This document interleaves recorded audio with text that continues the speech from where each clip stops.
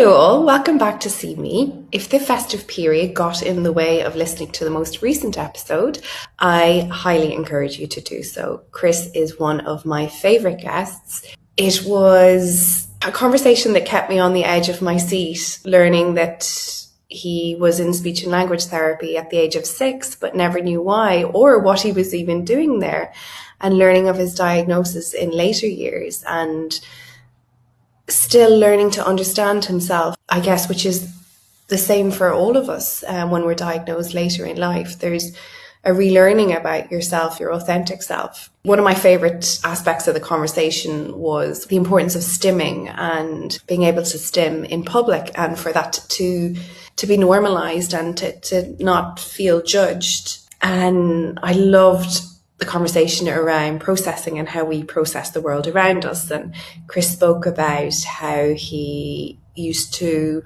verbally process the world around him, which led me to reflect, I guess, on myself and realise that while most of the time now I do process information internally, when I'm having conversations with other people, it's like a dialogue going on inside my brain and nobody knows externally that is happening. When I'm in a safe space, for example, I process the world externally, and I find sometimes I come up with my solutions quicker when I'm able to do that, where I'm able to talk aloud. And I suppose it's something that conversation made me realise how much I'm still masking in that aspect of my world when I don't feel in a safe space. So thank you, Chris, for that. The conversation led me to think about the importance of anybody who receives a diagnosis at a young age, that they are made aware of that they understand their unique differences and how they process the world around them. Because at some point in life, they're going to have to be reintroduced, as Chris spoke of himself, the reintroduction to autism and what that was like for him and his family.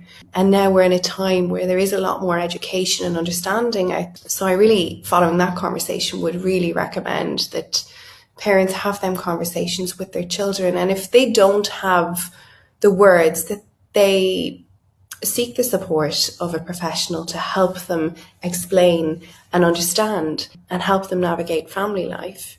Chris has just shown how the likes of an organisation like the Butterfly, that they saw something in him that he didn't see in himself. And they brought him on full time. And I hope more companies see that, they see people for the abilities they have, regardless of their unique differences, that we look for that we allow people the opportunity to thrive in a setting that is safe. Thank you for listening. Thank you for wanting to understand. And I hope you enjoy the next episode in the coming week. Take care.